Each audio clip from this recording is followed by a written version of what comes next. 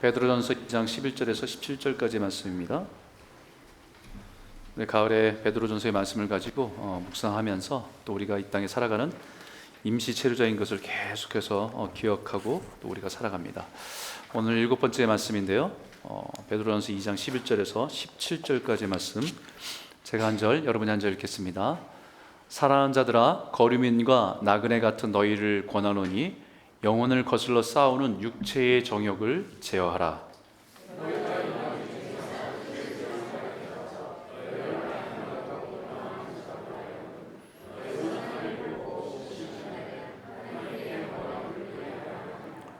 인간의 모든 제도를 주를 위하여 순종하되 혹은 위에 있는 왕이나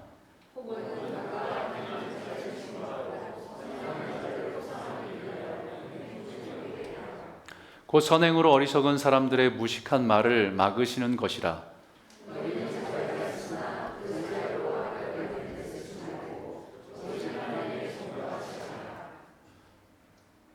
무사람을 공경하며 형제를 사랑하며 하나님을 두려워하며 왕을 존대하라. 곧 선행으로. 잠깐만요. 지금 몇 절이죠? 17절. 제가 지금 잘못 읽었나요? 네. 갑자기 뛰어넘었죠? 그 전 말씀을 넘겨줘 보세요. 네, 13절에 17절로 뛰어넘은 거죠? 네. 제가 좀 이상해서 14절 제가 읽겠습니다. 혹은 그가 악행하는 자를 징벌하고 선행하는 자를 보상하기 위하여 보낸 총독에게 하라.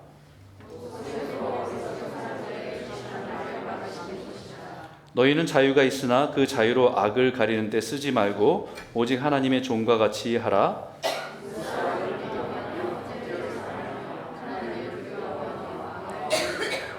네. 절만수 넘버만 바뀌었나요? 네, 죄송합니다. 네. 네, 2번 읽었으니까 더 좋네요. 밴쿠버에 살면서 처음에 오면 막 이곳저곳에 막 다니느라고 우리가 다니는데 그 중에서 캐필러너 비치라는 데가 있습니다. 저도 보니까 밴쿠버에서 유명한데 저도 2000년에 캐나다 와서 2001년에 처음 한번 가보고 그 다음은 한 번도 못 간 것 같아요. 그 이유는 비싸서 못 가는데요. 그래도 밴쿠버에 들리는 사람들은 그래도 많이들 저쪽에 많이 방문하고 들리는 것 같습니다. 밴쿠버의 자연스러운 자연과 어우러져 있는 서스펜션 브릿지가 되게 아름답다라고 하는데 거기에 최근에 이런 안내문이 붙었다고 해요. Hey, you, no graffiti라는 그런 안내문이 붙었다고 합니다. 근데 그 앞에 사인을 보니까 한국말이 보입니다. 이렇게 S 그다음에 스타 그려놓고 거기에 빡세 이렇게 누가 한국말로 쓴 겁니다. 한국말로 쓴 거예요, 누가. 그러니까 뭐 외국인이 쓴 것이 아니라 한국 사람이 썼겠죠, 누군가. 이런 누군가 방문해서 그 자기의 흔적을 좀 남겨놓고 간 것 같아요. 이런 흔적들은 이곳에만 있는 게 아니라 사실 전 세계적으로 발견된다고 해요. 폴란드에도 또 그랜드 캐년에도 심지어는 이탈리아 성당에도 세계 명소의 관광객으로 지나가는 마다 자신 흔적들을 꼭 남겨두려고 하는 사람들이 있습니다. 자기 이름을 꼭 거기다가 이렇게 새겨놓고 싶은 사람들이 있는 것 같아요. 저는 그것을 보면서 왜 이렇게 사람들이 이렇게 가는 곳마다 자기 이름을 남겨놓으려고 했을까? 가만히 생각해 보니까 우리가 자라면서 배웠던 교육의 탓도 있지 않을까 생각 듭니다. 호랑이는 죽어서 가죽을 남기고 사람은 죽어서 이름을 남긴다. 그러니까 그 이름을 남기는 거는 여러 가지 방식이 있겠죠. 자기의 어떤 직업에서 성공해서 사람들한테 알려져서 이름을 남기는 사람도 있지만 그렇지 못하는 뭔가 자기의 흔적을 남기고 싶은 욕구, 그게 여기에도 표현되는 거 아닌가 이런 생각을 해봅니다. 한국 같은 경우는 1989년서부터 여행 자유화가 이루어지면서 세상 곳곳을 다니고 그러다 보니까 우리는 때로는 그런 매너나 이런 것들이 좀 미숙해서 그들의 질서 속에서 우리가 좀 해를 끼치고 또 이런 나쁜 영향을 미치는 것들이 남아있던 것이 있습니다. 그래서 예전까지만 해도 어글리 코리안이라고 하는 이름이 보편화됐던 그런 모습이 있었어요. 이제는 조금 민도가 좀 높아져서 그런 건 많이 사라진 것 같습니다. 대신에 그 자리를 어글리 차이나 어글리 유커가 대체하고 있죠. 중국 교회에 있기 때문에 뭐 이것은 더 이상 얘기하면 좀 민망할 것 같아서 어쨌든 왜 우리가 이런 일들을 여행을 다니면서 왜 이런 일들을 남길까? 자유라고 하는 것들을 자기중심적인 자유를 행하기 때문에 우리가 그런 곳에서 이런 나쁜 영향력을 남기고 있지는 않는가 생각해요.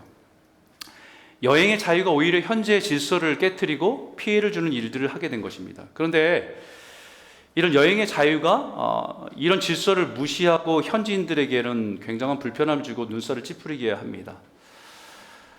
돈을 가지고 마구 사용하는 그 모습 때문에 현지인들에게는 오히려 더 불편함이 되고 오히려 고통을 가져다 주는 일들이 있어서 요즘에는 그 오버 투어리즘, 그러니까 너무 많은 여행객들로 인해 불편함을 가져서 그만 좀 왔으면 좋겠다고 거기에 있는 사람들이 피켓을 두고 막아내는 그런 일들까지 일어나게 되는 거죠. 집을 떠났다라고 하는 자유, 그 떠났다는 우리가 여행을 좋아하는 이유가 뭔가 우리가 매번 이렇게 삶이 매여 있는 것에서 좀 자유롭게 좀 떠나는 거잖아요. 풀려나는 거잖아요. 그러니까 우리는 여행을 그래서 좋아해요.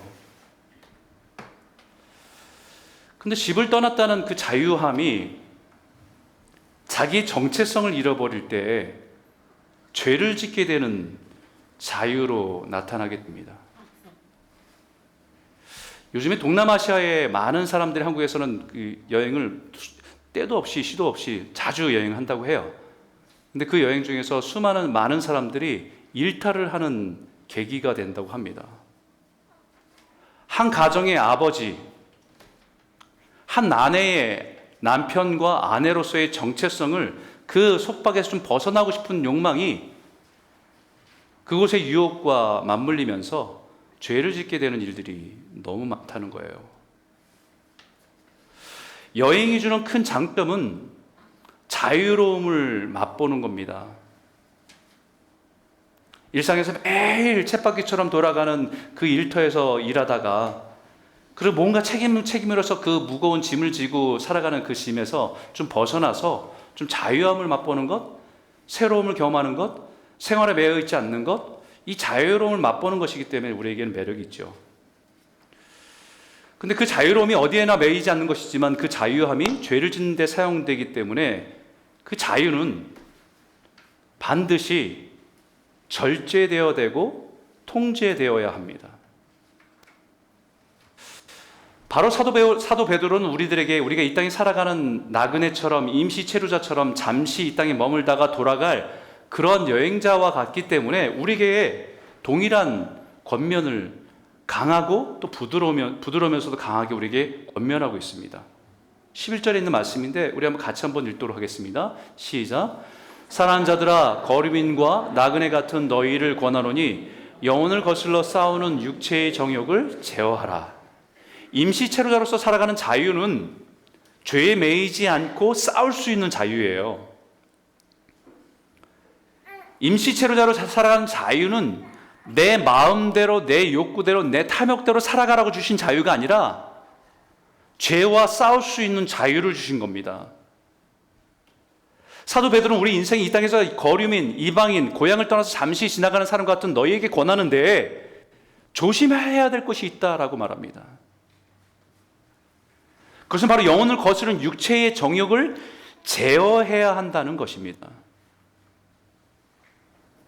우리가 예수를 주로 고백하며 산다는 것은 예수 그리스도를 통해서 죄에서 자유하게 되었다는 것입니다. 그것을 시편에서는 그림 언어로 우리에게 표현합니다. 우리의 영혼이 사냥꾼의 올무에서 벗어난 새같이 되었나니 올무가 끊어짐으로 우리가 벗어났도다.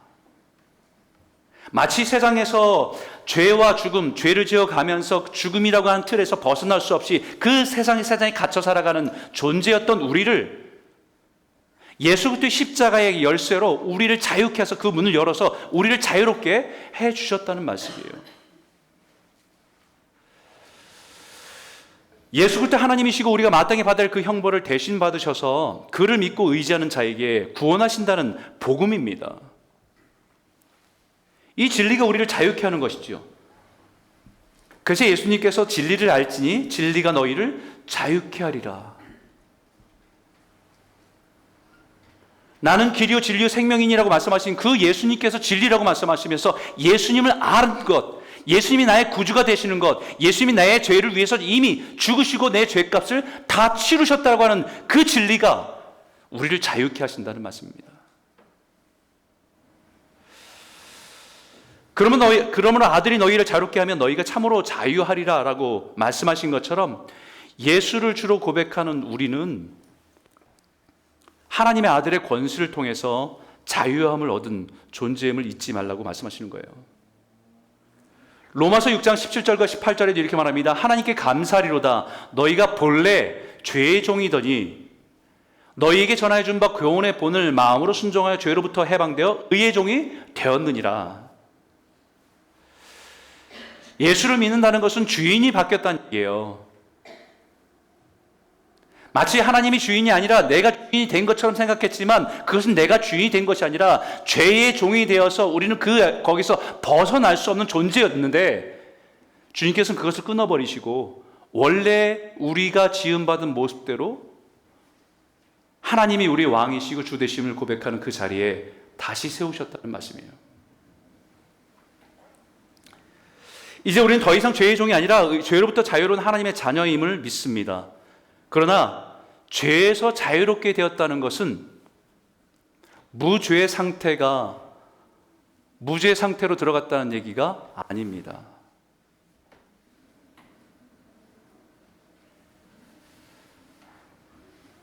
예수님 믿어서 우리가 죄에서 자유케 됐다는 얘기가 우린 죄의 아무런 그거 없이 우린 무죄 상태에서 살아가게 된다라고 하는 것을 말하는 것이 아니라는 거예요. 예를 들면 심각한 암에 걸린 환자가 자신이 암에 걸린 것을 알게 돼서 수술을 받고 키모하고 치료를 받는 과정을 쭉 견디면서 지나왔어요. 수술도 잘 됐고 또 약도 잘 받아들이면서 한 5년이 돼서 검사를 해서 다 보니까 완치가 된 겁니다. 그래서 그 의사가 선고하지요. 당신은 이제 완치가 되었습니다. 여러분, 그 의미가 우리가 이제 무균 상태에서 살아가게 된다는 것을 말하는 게 아니잖아요. 당신은 완치가 되었습니다 라고 하는 것은 이제 당신의 건강을 지킬 수 있고 음식도 조절할 수 있고 피할 수 있는 상태가 되었습니다 라고 하는 거예요. 죄에서 자유롭게 되었다는 것은 예전에는 죄를 거부할 수 없고 질질 끌려다니는 운명이었다고 한다면, 죄가 죄인지를 모르고 그냥 그대로 살아가는 것이 자신의 운명이고 삶이었다고 한다면, 이제는 죄가 무엇인지 알아 그것을 거절할 수 있고 부정할 수 있는 자유가 주어졌다는 겁니다. 오늘 본문에 보면 육체의 정욕을 제어하라 라고 말씀해요. 이 말은 절제하다, 기권하다는 말씀입니다. 다시 말하면 제어하라는 말은 통제할 수 있는 주도권이 너에게, 당신에게 있다는 말씀입니다. 우리 삶의 매 순간마다 찾아오는 그 죄의 유혹과 우리 안에 꿈틀대는 죄의 욕망에 대해서 나는 하나님의 거룩한 백성이기에 나는 그럴 수 없다라고 노라고 얘기할 수 있다는 겁니다. 예수를 믿음을 통해서 성령이 우리 안에 이미 들어오셔서 우리를 다스리시기 때문에 우리 안에 우리 양심으로 계속해서 말씀하세요. 그거 옳지 않다고. 그거 하나님이 기뻐하시지 않는다고.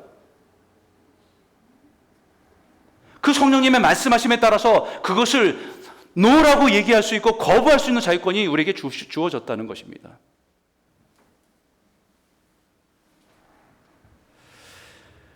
예전에는 육체의 정욕을 제어할 장치가 없었습니다. 에베소 2장 1절과 3절에 보면 이렇게 말합니다. 그는 허물과 죄로 죽었던 너희를 살리셨도다. 죽었던 너희를 살리셨도다. 그때에는, 예수를 믿기 전에는 너희 가운데 행하여 이 세상 풍조를 따라가고 있었고 공주의 권세 잡은 자를 따라가는 삶이었다. 그것은 지금 불순종의 아들들 가운데 이미 지금도 역사하고 있는 영이다. 그 본질은 뭐냐면 우리 육체의 욕심을 따라 살아가는 것이었고 육체의 마음에 원하는 것 따라 그대로 살아가는 모습이었는데 그것은 본질상 진노의 자녀다.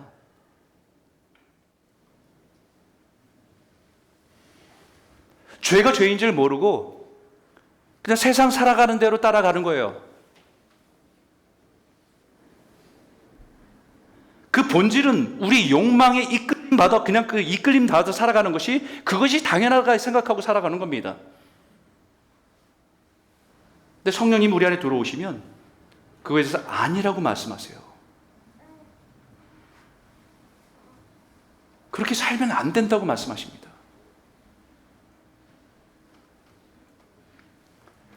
욕망을 통제할 수 있는 장치가 없었습니다. 그냥 탐욕과 욕망이 그 사람의 세상을 살아가기에는 엔진이었습니다. 내가 원하는 것, 내가 하고 싶은 것, 그것을 골로 삼아서 인생을 막 달려가게 하는 엔진이었습니다.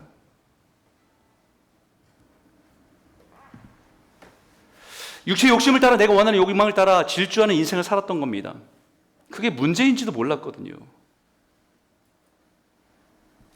왜냐하면 세상 모든 사람들이 다 그렇게 살아가고 있기 때문이죠. 그럼 예수를 믿는 성도들에게는 그럼 탐욕, 욕망은 사라졌는가? 그렇지 않습니다. 우리 안에 여전히 남아있어요. 예수를 주로 고백하는 믿는 우리 안에 여전히 남아서 꿈틀대고 있습니다. 근데 분명히 달라진 것은 조절할 수 있고 절제할 수 있고 포기할 수 있는 조절 장치가 생겼다는 거예요. 그렇기 때문에 여전히 예수를 믿는 우리 안에 욕망의 육체의 탐욕과 욕망은 존재합니다. 사라진 것 아니에요. 그 우리 안에 육체의 욕망은 지금도 끊임없이 어떻게 일하고 있냐면 남들과 끊임없이 비교하고 질투하고 조금 남들보다 조금 더 가진 게 있으면 교만하고 없으면 열등감에 자책하고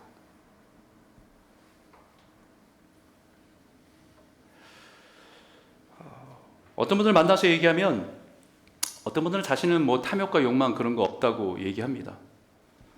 자신의 삶에 뭐 그렇게 탐욕과 욕망이 내 인생을 그렇게 끌어가는 것 같지 않다고. 그 이유가 뭐예요? 이렇게 물어보면 요즘에 삶이 너무 무기력하고 무의미하대요. 그래서 자기는 그런 욕망이 이런 탐욕이 없다는 거죠. 근데 가만 생각해 보십시오. 그 무기력과 무의미함으로 표현된 게으름은 탐욕과 욕망이 만들어낸 비현실적인 목표 때문에 스스로 막막함을 느끼며 회피하는 것입니다.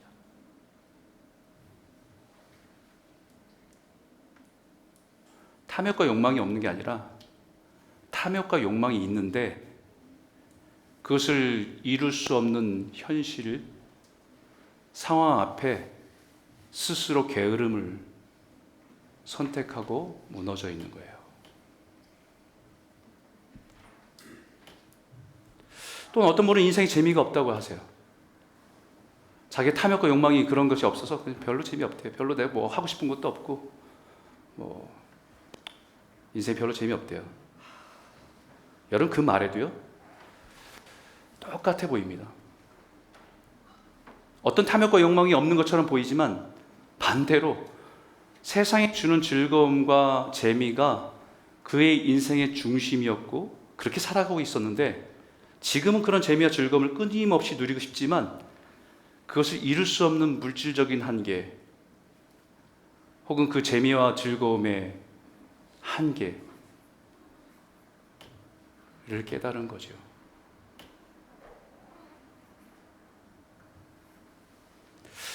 지금도 우리 안에서 그 탐욕과 욕망은 끊임없이 꿈틀대요.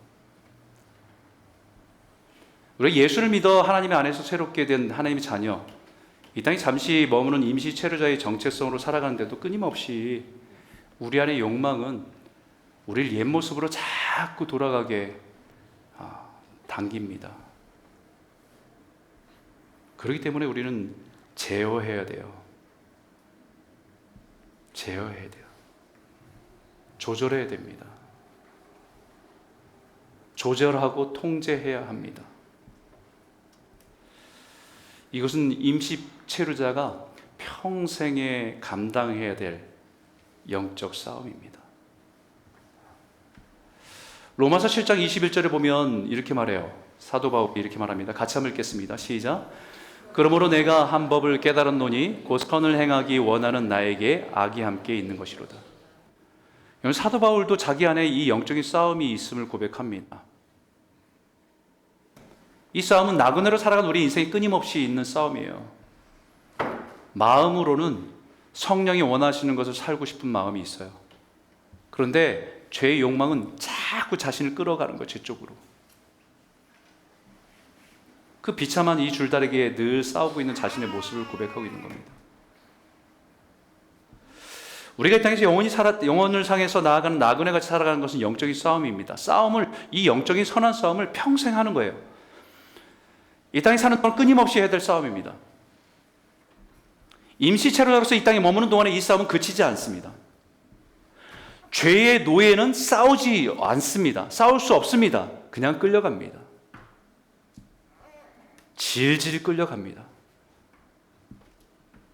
그러나 우리는 죄로부터 자유함을 받았기 때문에 거부할 수 있고 싸울 수 있는 겁니다. 그래서 갈라디아 5장 1절에 그리스도께서 우리를 자유케 하려고 자유를 주셨으니 그러므로 굳건하게 서서 다시는 종의 멍에를 매지 말라. 멍에를 매서 질질 끌려다니는 인생인데 멍에를 풀어줬는데 다시 스스로 들어가서 멍에를 매지 말라는 얘기예요. 사랑하는 성도 여러분, 우리는 예수 그리스도 안에서 자유롭게 된 임시체류자로서 날마다 우리 안에 있는 육체의 정욕과 싸워서 승리하시는 저와 여러분 모두가 되시길 주의 이름으로 축원합니다. 임시체류자의 자유는 세상에 동화되지 않는 세상을 변화시키는 자유입니다. 베드로전서 이제 이 2장서부터는 이제 우리가 살아가는 삶의 환경에서 현실적인 문제를 우리에게 대안을 주고 있어요. 오늘 2장 13절과 14절에 있는 말씀입니다. 함께 읽겠습니다. 시작. 인간의 모든 제도를 주를 위하여 순종하되 혹은 위에 있는 왕이나 혹은 그가 악행하는 자를 징벌하고 선행하는 자를 포상하기 위하여 보낸 총독에게 하라. 세상의 모든 제도와 모든 권력 질서에 순종하라는 말씀입니다. 여기 사실 이 순종이라는 단어 표현되어 있지만 사실은 복종하라는 말이에요. 우리가 에베소서 묵상할 때 아내들이여 자기 남편에게 복종하기를 주께 하듯 하라 하는 이 단어 동일한 단어입니다. 근데 우리는 이 복종이라는 단어가 굉장히 강하기 때문에 거부감이 먼저 들죠. 이것은 군대 용어로서 그 아래, 뭐뭇 아래 정렬하다, 질서 있게 서 있다라는 말씀입니다. 쉽게 얘기하면 남자들은 쉽게 이해할 겁니다. 뭐 연대장이 있고 대대장이 있고 그다음에 중대장이 있고 소대장이 있고 분대장이 있고 이 밑으로 이렇게 질서 있게 자기 역할에 줄을 서 있는 거예요. 그래서 영어와 성경 NRS 버전에는 이것을 이렇게 말합니다. Accept the authority. 권위를 받아들인다라는 거예요. 그 사람의 권위를 인정하다는 것입니다. 그것이 다 옳다는 것이 아니라 그 사람을 세우신 권위를 인정하는 것입니다. 그래서 남자분들이 아내에게 성경에 이런 말이 있다고 남편에게 복종하라고 했는데 좀 복종 좀 하라고 이 얘기를 하는 것은요 기독교적인 말이 아니에요. 그것은 유교적인 말입니다. 기독교는 그리스도를 경외함으로 피차 복종하라라고 말씀하신 거예요. 그리스도 안에서 남편은 남편대로 아내는 아내대로 하나님께서 세우신 그 권위를 아내의 권위를 남편의 권위를 인정하면서 서로에게 그 질서를 인정하는 것이 복종하다는 단어입니다. 그런데 문제는 세상의 제도가 최고의 머리이신 하나님을 바라보지 못할 때 어떻게 해야 됩니까? 한 나라의 다스리도록 권위를 주신 지도자가 있고, 한 교회의 지도자가 있고, 한 가정의 지도자가 있고, 머리를 세우신 그 권위들이 있습니다, 각자가. 근데 그 각자의 그 머리 되는 사람이 하나님을 드러내지 못하는 깨어진 죄를 범하는 악을 행하는 일일 때 어떻게 해야 됩니까? 라는 질문이에요.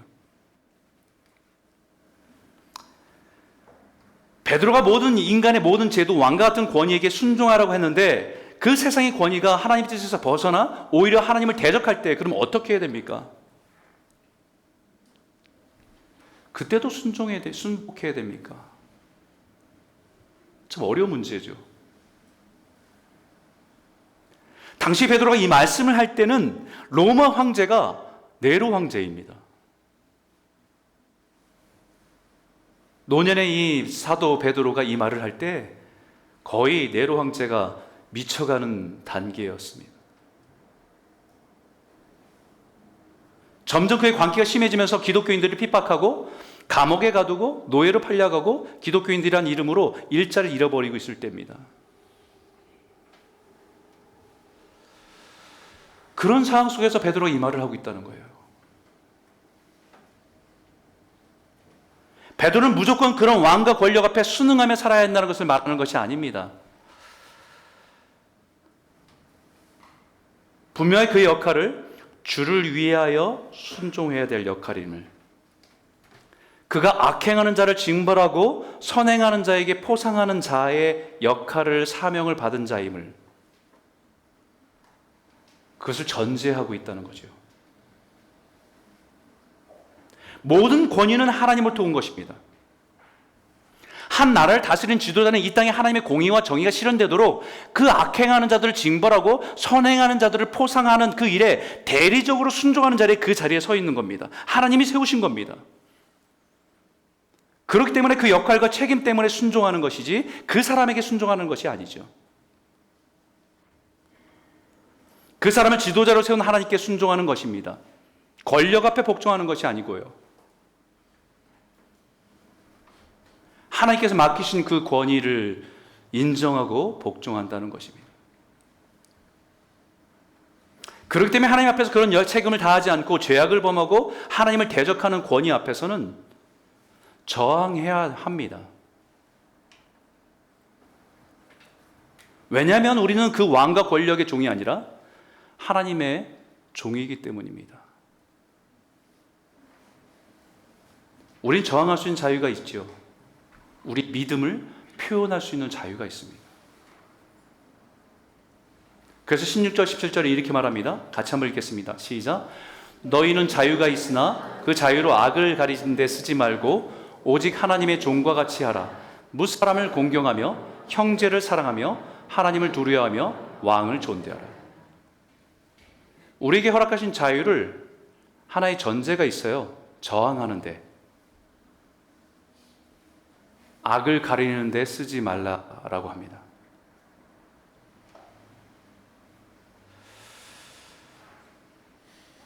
자신의 안전과 이익을 위해서 모르는 척 덮어두지 말라는 것도 이 안에 포함되어 있어요.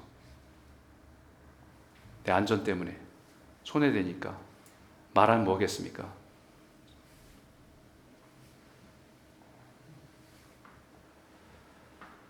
이 말의 또 하나 부분은 악을 덮어두지 말라는 얘기가 뭐예요?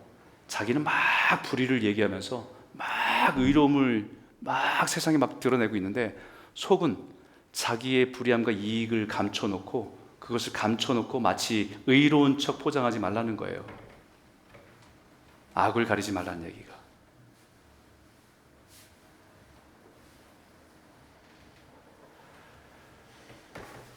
여러분, 나단 선지자가 우리 다윗 시대 때 나단 선지자가 다윗이 범죄를 했잖아요. 충성스러운 우리아를 전쟁터에 보내고 죽게 하고 그 여인 부인 밧세바를 취했지 않습니까?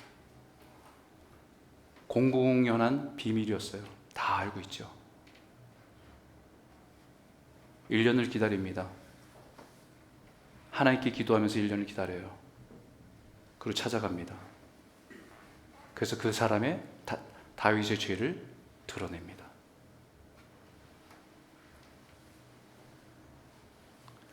자신의 악을 감추기 위해서 의로움을 드러내는 게 아니고 자기의 목숨을 내놓고 그 사람을 깨우기 위한 자리에 나아가는 거예요.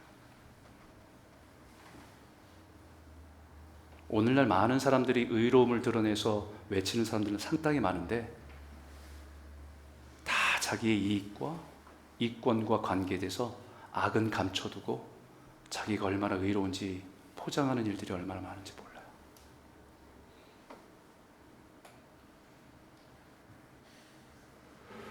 에스더가 왕으로서 편안히 살아갈 수 있지만, 그런 자유가 있지만, 죽으면 죽으리라고 하는 그 고백하며 하만의 악을 드러내는 일을 한 것처럼,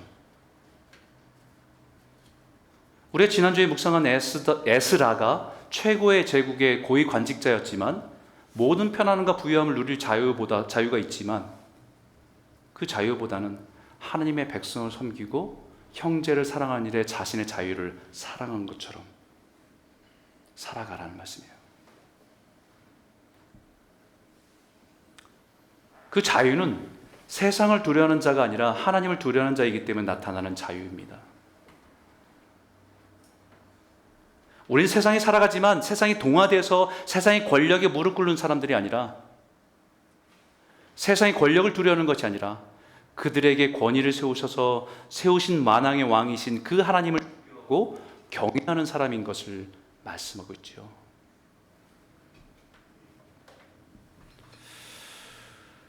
임시체로자의 자유는 자신의 욕망을 위한 자유가 아니라 섬김을 위한 자유입니다.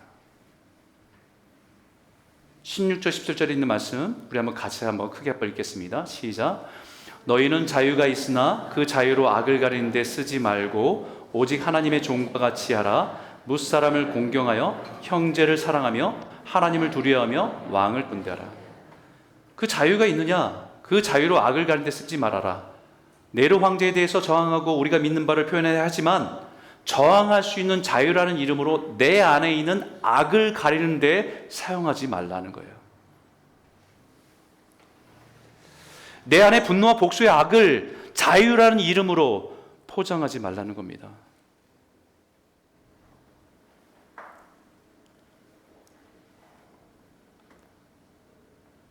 소대장이 저항하기 위해서 연대장의 뜻을 벗어나지 말라는 것처럼 네로 황제에게 저항하기 위해서 하나님 뜻을 거스르지 말라는 겁니다. 왜냐하면 우리는 하나님의 종이기 때문이에요.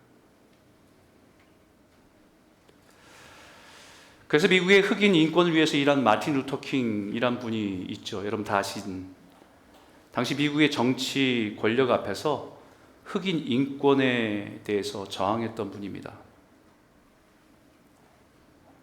그래서 분명히 하나님의 거룩한 뜻을 드러내는 일이었습니다. 그렇기 때문에 악에 대해서 저항할 수 있는 자유를 폭력으로 행사할 수 없었습니다. 늘 그의 주장은 이와 같았어요. 어둠으로 어둠을 몰아낼 수는 없습니다. 오직 빛으로만 할 수 있습니다. 증오로 증오를 몰아낼 수는 없습니다. 오직 사랑만이 그것을 할 수 있습니다. 그리스도 안에서 자유를 자신의 분노를 표현함으로 자신 안에 있는 악을 의로운 것처럼 포장하지 말라.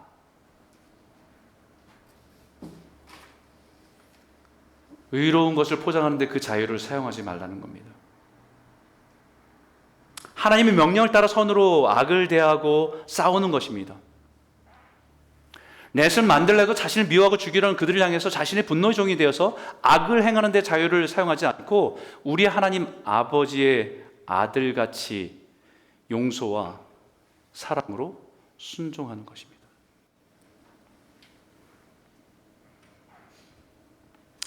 우리는 이 땅에 살아가면서 늘 스스로 우리에게 질문을 해야 됩니다.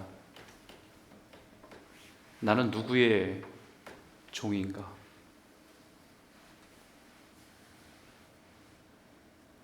지금 나는 누구의 종으로 살아가고 있는가? 내 감정의 종이 되어서 살아가고 있는가? 아니면 돈이 내 인생의 주인이 되어서 그거에 따라서 끌려가고 살아가고 있는가? 아니 집단 이기주의적인 그것에 사로잡혀서 그것이 민족주의든 한민족이든 그것에 붙들려서 살아가고 있는 종인가? 정치적인 성향의 종인가?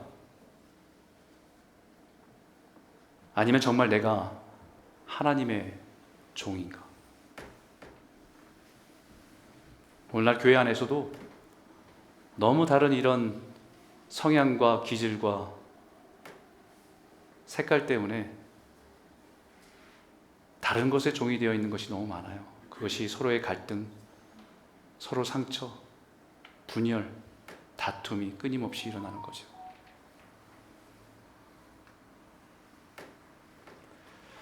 하나님 말씀보다 나의 감정을 따른다고 한다면 나는 그 감정이 나의 주인입니다.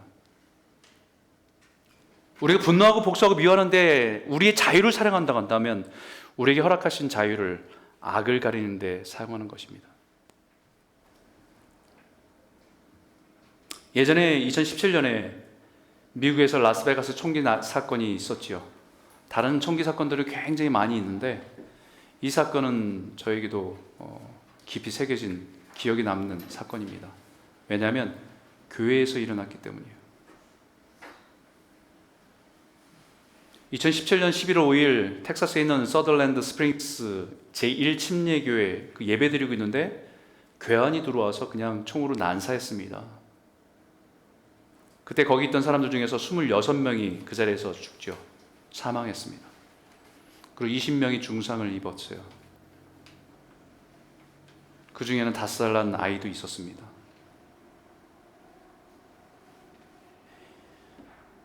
이 비극이 있은 이후에 열흘 뒤에 장례식이 이루어지는데 곳곳에 있는 사람들이 그곳을 위로하기 위해서 찾아왔어요. 한 3,000명 정도가 모였죠. 거기에는 막 분노해서 어처구니 없는 일에 화가 난 사람들도 있었고 눈물을 흘린 사람도 있었고, 근데 그 자리에 모인 사람들 향해서 유가족들이 한 목소리를 냅니다. 우리는 분노를 거부하고 대신 희생자들이 보여준 사랑의 빛을 드러내 주십시오.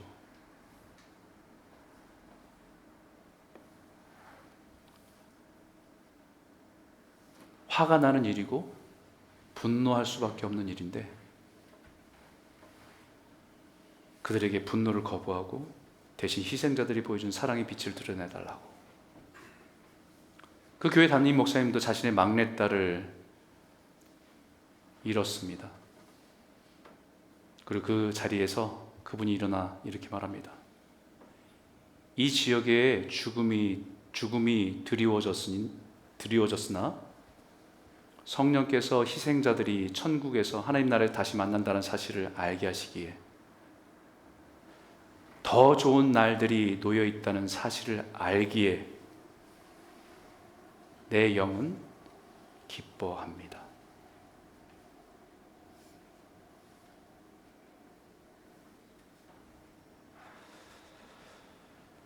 우리에게는 저항할 수 있고 분노할 수 있고 복수할 수 있는 자유가 있지만 분노의 종이 될 수는 없고 복수의 종이 될 수는 없습니다. 우리에게 허락하신 자유란 이름으로 우리 안에 있는 악을 가리고 위선의 가면을 쓰면서 그 자유를 사용할 수 없기에 우리는 하나님의 종임을 알기 때문에 그 자유를 용서와 사랑에 순종하는 겁니다.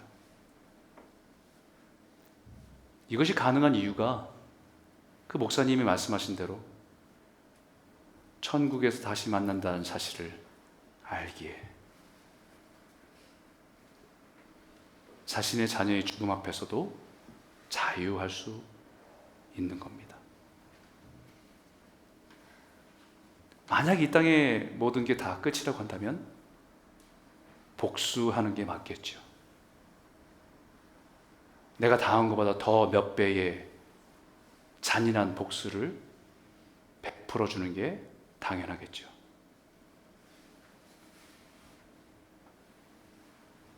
그러나 우리의 삶이 이 땅의 삶이 끝이 아니라 영원한 나라를 바라보는 임시체류자이기 때문에 하나님의 말씀을 따라 순종하며 살아가는 자유가 있는 겁니다. 사랑하는 성도 여러분, 이 말씀과 같이 영원한 나라를 바라보는 임시체류자로 살아가는 우리 모두가 우리에게 이미 허락하신 그 자유를 육체의 기회로, 죄를 짓는 기회로 삼지 않고 오직 사랑으로 서로를 위해서 하나님의 종으로 순종하며 살아가는 복된 성도들. 한 번 사는 인생인데, 한 번 사는 인생인데 그 자유를 죄를 짓는 데 쓰지 말고 주님을 닮아가는 일에, 그 하나님의 나라를 바라보고 믿음으로 살아가는 저와 여러분 모두가 되시길 주의 이름으로 축원합니다. 우리 한번 같이 한번 기도할까요?